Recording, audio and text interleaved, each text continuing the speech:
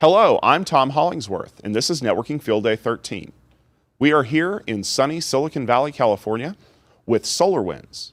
You are about to watch a presentation featuring SolarWinds and their unique solutions and products, along with a group of delegates around the table who represent the best and brightest in the networking industry. They have been invited to ask questions, make comments, and offer their opinion, and represent the networking community at large.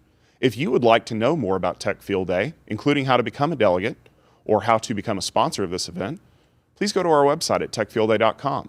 If you would like to see more videos like this about a wide range of technology subjects, please check out our YouTube channel at youtube.com/techfieldday. So a couple of themes. I don't have a lot of time left here, but a couple of things I'd like to talk about. And this is sort of how I'm viewing the world in terms of network monitoring, and that view is sort of powering some of how we build NPM and how we build network monitoring at SolarWinds. And so I definitely want to hear your opinion. If you think I'm wrong, just tell me I'm wrong and why. I'm very curious what you think. But the first one is, we've been monitoring for years and years and years and years, and we have all this great data, and you can look at that to ensure the performance and do alerting and all sorts of stuff. But also this data set is really, like, half the time when our users are looking at NPM, they're trying to use the data to troubleshoot some problem.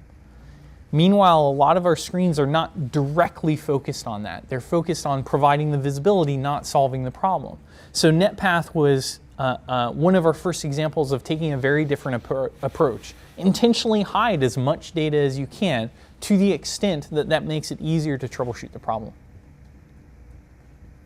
Don't just show a bunch of information. Centralized versus distributed monitoring is another one that's really interesting to me. I'll take the really good marker. If we could back up a second. It might be interesting to, or a suggestion would be to think about troubleshooting use case. Yes? I had to do that recently for a customer, and I was kind of amazed with how hard it was to come up with use cases where any of the tools that we knew of actually gave traction on the problem.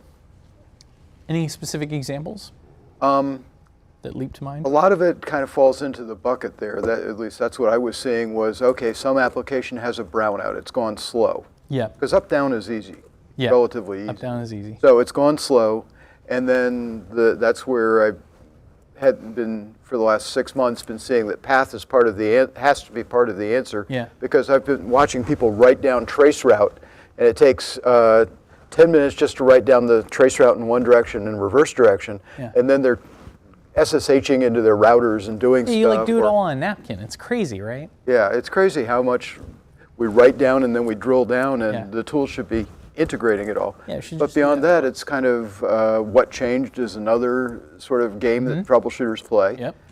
But they have to keep looking at diffs in a config tool or something, and yep. it takes time to wade through every hop in that fashion. Yep. So I've been I see that as a way to get traction and also to present it to ops people, because training is sometimes a problem. Sorry, this is turning into a long speech. No, go ahead. That's what it's for. I've been grappling with this for a while, and I just don't know what the answer is. Yeah, I think one of the ways that we've approached that, and which I think we have to do more around this, but one of the ways that we thought about for a while is, if I have a network, what's the top 5 most common problems that I have? Right? Bandwidth utilization is a big one, for example. Links going down, particularly when they're sort of business class DSL or cable or something like that. That's another big one. So if you just look at it not from the perspective of what can we go and query and get poll, but instead, what's my top 5 most common problems? I think that definitely, as you were saying, sort of allows you to drive further toward solving that troubleshooting problem. Well, with voice problems, Amy just woke up. One of the things I think I've been seeing falls more in the hygiene category. That yes. People aren't getting out there and fixing duplex mismatches or high error rates, and by high I mean greater than 0.001%, because you just should not be dropping that many packets on modern cabling. Yeah. And if people don't do the good hygiene, then you just have a real kind of situation where you're going to get strange intermittence. Yeah, I think there's a big distinction between network hygiene and production impacting events. Network hygiene to me is things that should be running better, particularly things where there's redundancy involved, but they're not impacting production. In the cases you were talking about, they were minorly impacting production, but if you add them up, it's a bad day. Well, it's more that people don't do the hygiene because it's not a crisis, but then when you have problems, they are actually related to the lack of doing the hygiene. That's interesting. I think I've seen more that people get distracted by the hygiene when there's a production problem. But that's just, that's anecdotal. So it's interesting. Yeah, I've seen, from your perspective, you see the opposite. I've seen a lot of shops where if you don't put it on a dashboard in front of management, people don't open tickets and solve the hygiene problems. Wow. Yeah. Okay. Because, I guess well, that's some not of it important. depends on the personnel. Yeah. Yeah. Okay, so just to talk about the centralized versus distributed monitoring, we've used this model of centralized monitoring for ages and ages and ages, and it's really powerful, but it has some significant limitations. And if any network architect knows whatever you're architecting, whenever you make any choice, you're getting some benefit, but there's something that you're losing. It's always a balance. If you think something's the perfect architecture, you just don't know what you're losing. Right? So one example is centralized monitoring, which SolarWinds does a whole lot of. So if you have a bunch of different sites and they're connected together, let's say you have your data center and you have 3 branch offices, and this is MPLS, right? So each of these branch offices connects to each of the other locations, right? Did I get them all? 3 from each, good. Okay, so it's MPLS, they can connect directly together. You tend to sit your Polar or whatever you're using to monitor at your data center, and it goes and polls all of the different things. So it's painful to use red here. I don't like using red, but the black's horrible. Okay, so when you go and poll and you say, how do you set up monitoring? You say, okay, here's my sites, go and monitor these. That means this link is monitored 3 times, unfortunately. This link and this link. But networks by nature, everything can talk to everything. That's usually how you build a network, and then you apply security. So there's all of this stuff that gets missed in this centralized method. And centralized is really good, it's very powerful, it does a lot for you, but I think there's something to be said about stepping back and saying, okay, so I also want probes, at least where I have big groups of users or big groups of servers or big groups of things I care about, so that I can get access to understanding what all of these other paths look like, right? So this is a more distributed monitoring, and I think both are really powerful, but I think we overutilize centralized and don't do enough distributed. It's like it shouldn't be, the answer shouldn't be no distributed monitoring.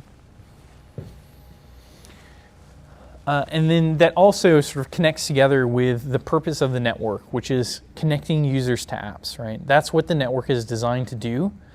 But, and I'm like as guilty, maybe more guilty of this than the next guy. I get my, my big Nexus 7K in my data room, and I'm like plugging it in, I rack it, I make sure it has enough screws because it's like hundreds of pounds, which is so cool because it's all tech gear. I plug in my individual modules, and then I add it into monitoring, power it up, and hear the fans. That's cool. Add it into monitoring, and I'm like, okay, I want to know about its fans, I want to know about its CPU, its interfaces, all these things. But at the end of the day, it's all asking the infrastructure, how do you think you're running, right?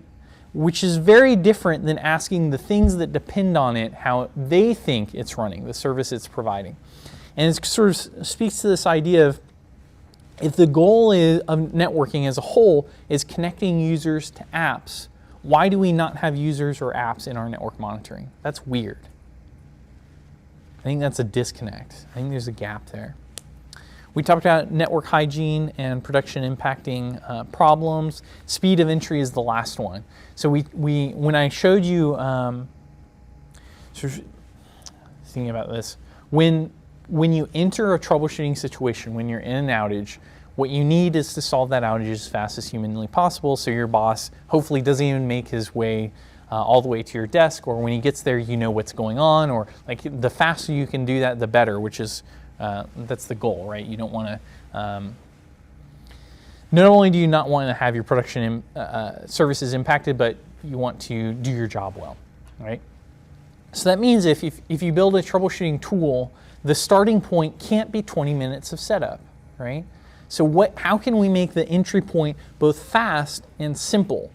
And that sort of speaks to that conversation of, what data do you have at the very beginning, and how can you use that very limited set of data to start coming up with conclusions about what's going on, or at least get your context. What is the environment where the problem is occurring? Which devices do I have to worry about, and which devices are actually not part of this environment in terms of this problem?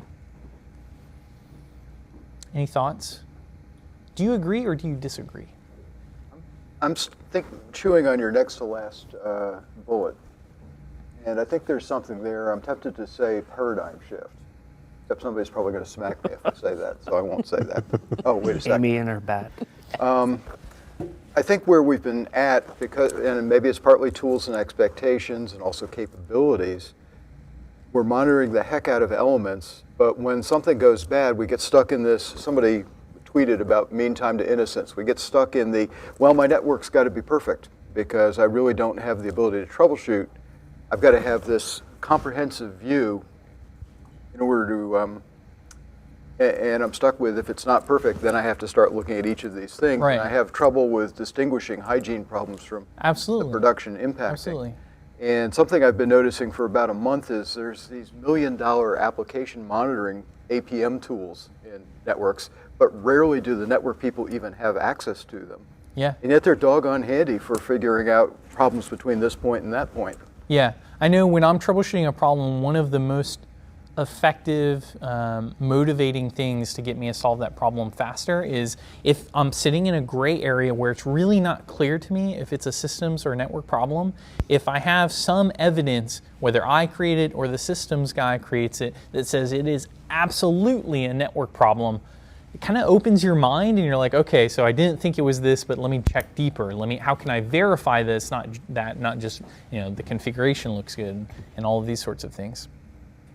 Well, I just spent a quality long day and a half troubleshooting a reported network problem for a large company. Discovered that their monitoring tool wasn't taking the path they thought it was taking. Yeah. Path's kind of important in networking. It was supposed to be going out to the internet and coming back in and simulating an internet user. Uh-huh. Instead, it was being routed internally. Yeah, slightly different path. Yeah. Okay, so we don't have quite enough time for open discussion here about where do we go. I can tell you one of the things we're thinking about a lot is now that we have this visibility, like I was thinking to myself when I looked at this data from our OIP, the Orion Improvement Program, I was thinking to myself, monitoring 120,000 networks and 100,000 paths and all of the 9,000 services with technology that's cutting edge probing. It's cutting edge because we just built it, right? And we only built it because we didn't have it before. And so this is a lot of visibility, more visibility than usually like academic research is able to do. They're not able to deploy to the extent that we can because we have such a large army of users that go and deploy it. So how can we leverage all of this like extended data set that we have into something really, really interesting, into more value for people? I've just been noodling on that. Like, if you guys have any thoughts on that, definitely send me an email and let me know what you think. And my contact information will be on the last slide. Any questions about NetPath before we talk very briefly about Network Insight? The deployment of the agents, from deploying this into different zones in the network.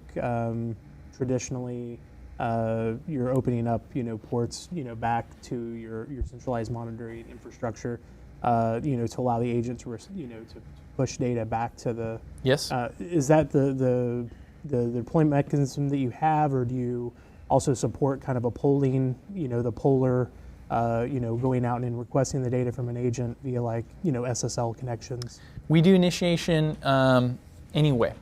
So by default, both sides try and initiate. Okay. And you can configure it to initiate only from one side. Perfect. Any other questions about NetPath? So is NetPath just included with NPM? Yep. It's a feature of NPM. Is there any way to do like a background graphic or geographical mapping of these paths? Man, I really want to. Our initial designs had that. We just could not figure out a way that we could accurately enough determine geographic location. There's lots of ways to do it. I just wasn't happy with the accuracy of any of them.